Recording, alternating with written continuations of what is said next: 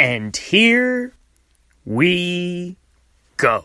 It's Drop the Mic Monday. Mike Eccleston here live once again on the Legends Podcast Network on Lenny Melnick FantasySports.com, a network that's growing more and more each day, and I'm lucky enough to be part of. Thank you to all who are listening and all those in the chat room. Come on in, take your shoes off, grab a drink, relax. I got a show for you today. I have a lot on my plate, so let's have at it. So happy Monday. Hope everyone had an excellent weekend and enjoyed their Mother's Day. Nobody more important in the world than a mother. There's a lot I can talk about today. It's pretty crazy. NBA playoffs, Rafael Devers and the Red Sox, Matt Chapman, Yankees and Rays, Mitch Garver, Jeff McNeil, Gio Gonzalez, Austin Meadows, the Cubs. But, alright, so first things first. Boy, what a weekend at Fenway Park. The Boston Red Sox just utterly demolished the Seattle Mariners, who are hurting in ways they never thought were possible today. They were outscored 34-8. 34-8. Think about that for a second. In 3 games. It's just unreal. It was like a conga line marching around the bases. All the party needed was the music. One thing has been realized, and this may sound a little crazy, but third baseman Rafael Devers makes this Boston Red Sox lineup tick. Some people seem to have forgotten about him because he's hit, funks here and there, and he didn't get, he hasn't hit for power this year. Even after getting off to a slow start, he's now hitting .336. See, the thing is my thinking is everyone knows what Mookie Betts is going to do. Everyone knows what JD Martinez is going to do. Andrew Benintendi. I mean, these are the big boppers. Those are the stars. Those are the best players in the lineup. But the fact that Devers and Michael Chavis are 6 and 7 hitters in the Red Sox lineup, that's just flat out frightening. Now, if Devers can really establish himself and show why he was such a big deal coming up at such a young age, I mean, the Red Sox will be right back at the top of the American League East. Like, Devers is their depth. He's where, looking at the top, you always look at the top of the lineup and you're like, okay, those are where the really good hitters, those are where the great hitters are. Once you get towards, 6, 7, 8 in the lineup, you're like, as if you're a pitcher, you still have to pitch this, still have to pitch tough to these guys. But, you start to think, okay, I get a little bit of a break here. Rafael Devers is their 6th hitter, which is pretty crazy because, him coming up, obviously he hit for more power, and he will provide more power. But, I mean, he's a stud. Like, people have kind of forgotten that him coming up at a very young age, this kid can hit. This kid can play.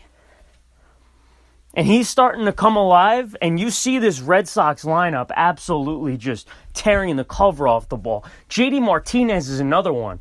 He got off to a little bit of a slow start. Now look at him. The guy, it seems like he hits a home run every day. They are scary from top to bottom, the Boston Red Sox. They seem to be, firing on all cylinders right now. And like I brought up, Devers is arguably the toughest out in the major leagues at the moment. It's probably a tie between him and JD Martinez. It's crazy. The Red Sox are absolutely rolling, and everybody who was afraid of, the April, they got off to a bad start. Oh, look at the defending champs. They can't win. Well, foolish to count out a great team.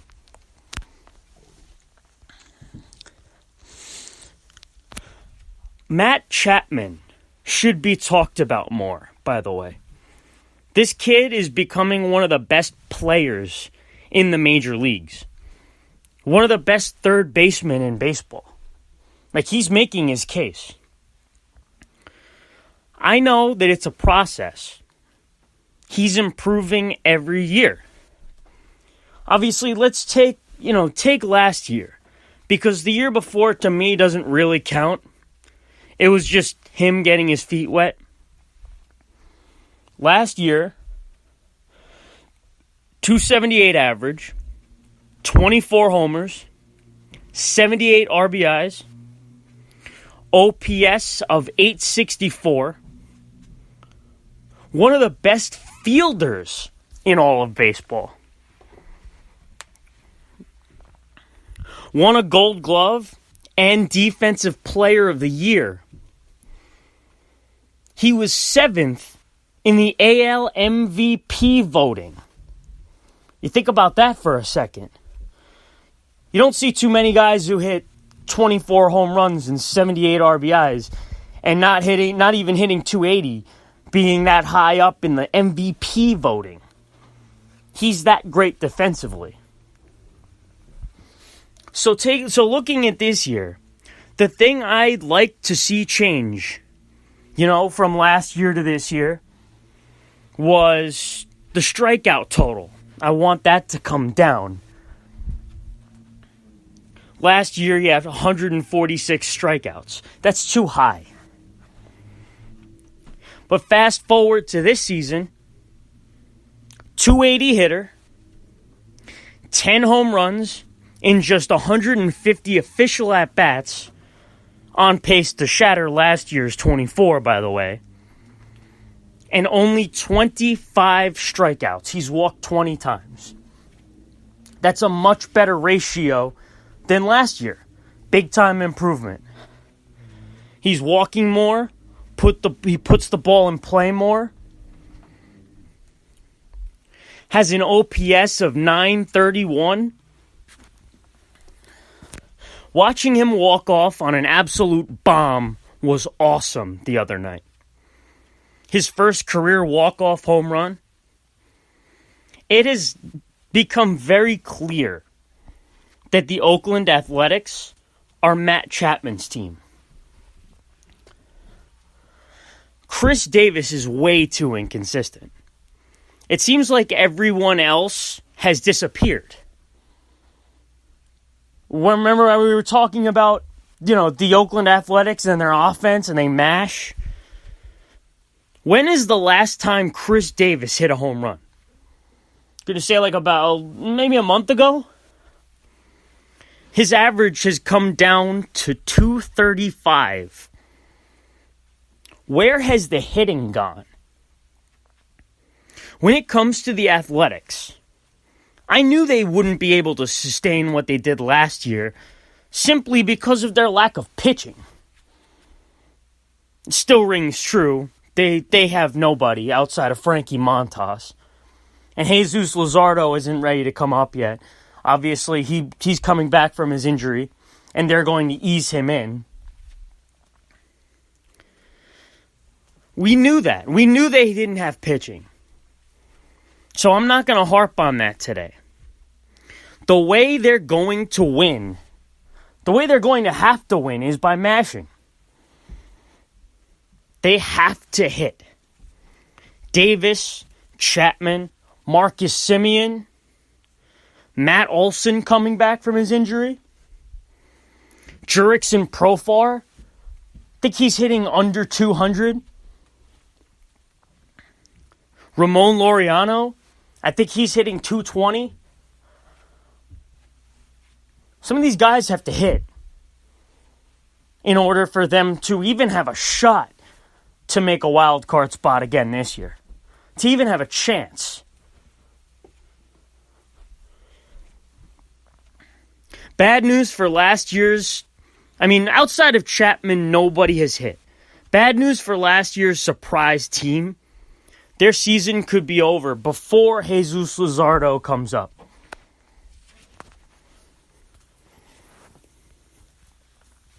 What a pickup Gio Gonzalez has been for the Milwaukee Brewers. If there's one thing you can point to when talking about the Brew Crew, is they don't really have the starting pitching. The Cardinals and Cubs both have better starters, and it really isn't all that close. Zach Davies has stepped up. ERA of 1.54. In his 46 and 2/3 innings of work this year. The only concern is a lack of strikeouts. I think he has 31 strikeouts on the season. Outside of that, not much to write home about. Julius Chassin is the epitome of average. 4.5 ERA. He walks too many guys, and he doesn't strike enough out. And then you got Freddie Peralta, who's been shelled in an impressive fashion. He has the stuff to be a great pitcher, but, the results have been far from there. He's the kind of guy who can strike out 20 and then end up giving up, 10 plus runs in 2 innings. It's pretty incredible. It's pretty impressive the way he, how shaky he is. He's all or nothing, really. He needs a little bit of fine-tuning. If this team wanted to win the Central, which they're in contention for, they needed starting pitching. Now, I know Gio Gonzalez is not in his prime. He's not an excellent starter who can carry you to the promised land. But what he is solid. He's solid, veteran, left-handed depth. He has experience. He's now made 3 starts, giving up a total of 3 runs in those starts. This is exactly what they need. Everywhere you turn, they have an excellent pen. Obviously, Josh Hader, everybody knows about that, about how excellent he is. He's outstanding. There are times where people can't even... He might be the best relief pitcher in all of baseball. Obviously, you got Jeffress, Junior Guerra. They have some good arms in their bullpen. They need the starting pitching to at least... They need to know that their starting pitchers can keep them in games on a more consistent basis. Because their lineup is great, as we all know. They need the starting pitching to at least be solid. Because, any other division, you're thinking, okay, the Brewers are winning that division, they're going to run away with it. Because they do have a really good team. They have a lot of talent. But when in that Central Division, you got the Cubs and the Cardinals. There's always a chance that you don't even make the playoffs. You need all hands on deck. You need every facet. You need every asset that you can possibly get your hands on. Just a side note here. Don't worry about Vladimir Guerrero Jr. or Eloy Jimenez. Look, not everyone starts off like Pete Alonso has. Pete Alonso's absolutely killed it. You see him hitting home runs like crazy. And, that's...